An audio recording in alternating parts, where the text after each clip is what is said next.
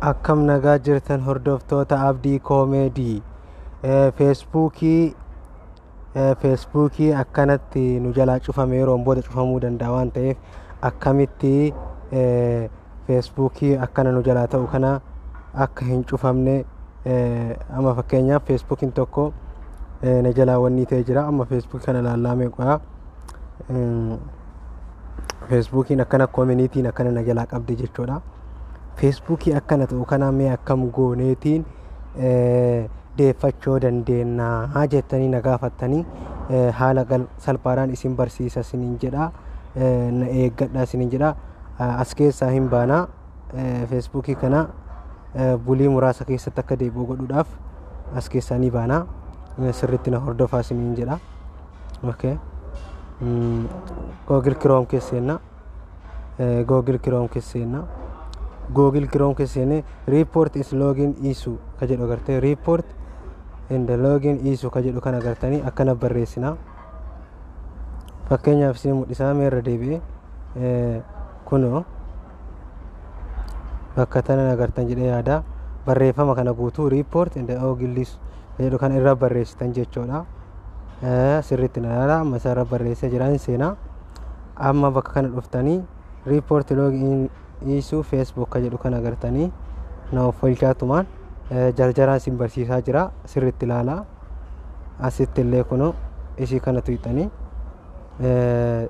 waan isin dhiboo jiraate na gaafattanii asuma yuutuubii keessa subscribe godhaa. Feesbuukni abdii koomedii jedhu yeroo qabamee jira waan ta'eef isii kana gattuina yeroo gattuin akkuma beekamu kunoo warroota feesbuukii kaampaanii feesbuukii guddaa akka iyyannootti galfannu nu gaafatee jira.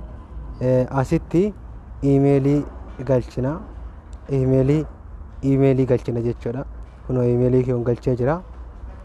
Asitti immoo barreeffama kana agartee dubbistanii maal jedha akkana inni barreessina. Barreeffama qoy guutuu barreeffadheen dhufaa isin agarsiisa na obsa.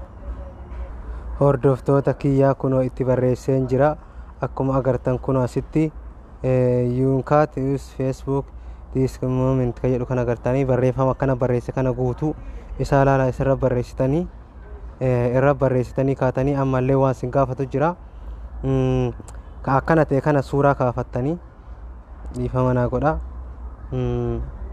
Ani kaafadheen qabaa isin akkanuma screenshot gootanii suuraa kaafattan jechuudha. Screenshot gootanii suuraa kaafattanii erga siimoon dhuftanii as dhuftan jechuudha. As dhuftanii bakka tana dhuftanii footoo as keessaa qabdan san gara kaan yoo argachuu barbaadan gaaraalii keessa anamo gaaraalii keessa seenaa gaaraalii keessa seenee suuraa san in argadha.